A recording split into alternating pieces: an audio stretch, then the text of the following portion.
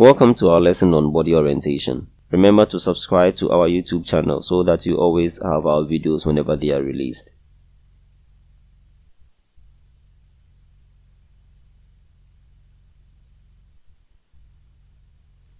Body orientation, also called anatomical position. For the objective, we are saying that at the end of this lesson, the student would be able to identify the different body orientations. And one thing I would like you to notice that here, the focus is going to be on animals because we'll be using the animal to describe the body orientations.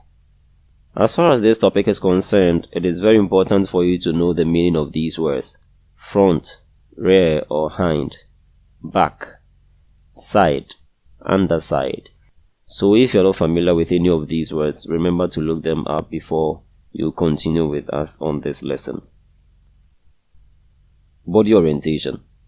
Now, the concept of body orientation is that an organism or a specimen can be studied by viewing it from so many different angles or sides or ends of it.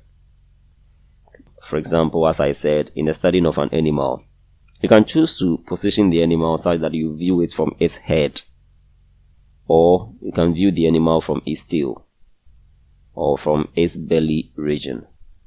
So you choose whichever of these positions or directions that you want to observe the organism from, or you want to view the organism from. But one thing for you to notice is that however you position the specimen determines how many of its parts would be in view. That means you can choose to view the animal from its tail end, or from its head end, or from its back. But note that you must view it in a position where you can see most of its body parts, and that is what orientation is about. So then let's look at the types of orientation that we have.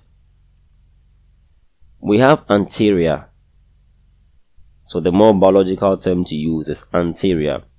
That describes the front, or in other words, viewing the animal from the front or the head end.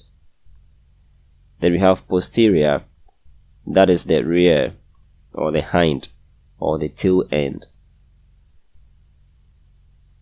Dorsal describes the back or upper part of the body of the organism. And ventral is the underside or the belly region. Then we have lateral, that is about the sides.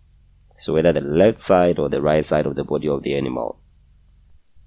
Now we are going to look at them more closely by you observing some images so that it can help you to easily remember what we are talking about. So let's pick anterior and posterior. For anterior, I said that it is the head end. So you can position the organism or the specimen such that you will view it from the head direction. So as has been shown by the arrow, this is anterior. On the other hand, you can do it the opposite way, where you view the animal from its tail end, and that is posterior. Right. Now let's look at the others: dorsal, ventral, and lateral.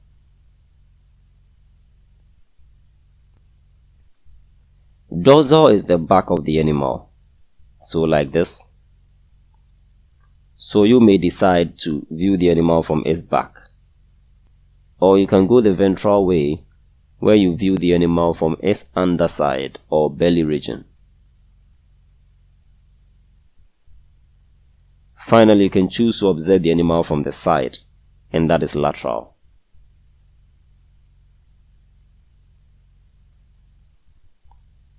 So now we have seen the 5 main body orientations, also referred to as anatomical positions. But let us not forget the underlying point here, or the underlying factor here, that the specimen must be positioned, whether you're going to use anterior, posterior, dorsal, ventral or lateral. You must position your specimen such that you can clearly view most of its parts. So that is the point. So if you are using the anterior and most of the parts of the body of the animal is hidden, it means you have to switch, probably to use lateral. And there is nothing like all organisms would be better observed from maybe the lateral or maybe from the ventral view. No, different organisms are better studied by positioning them in a certain way. So it depends on the specimen that you have or the animal that you have.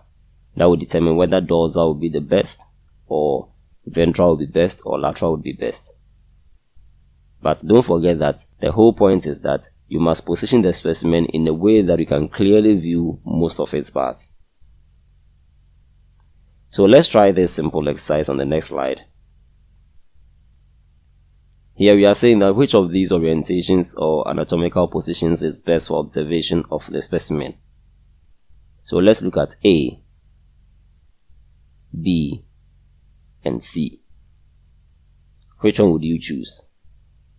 Choose your answer now before I show the answer.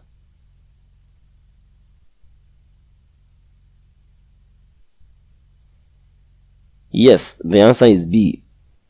And why would I choose B? I would do so because for the B, I would have the opportunity to see the ear clearly. The eye is here. You see the forelimb and hind limb. You see the tail clearly.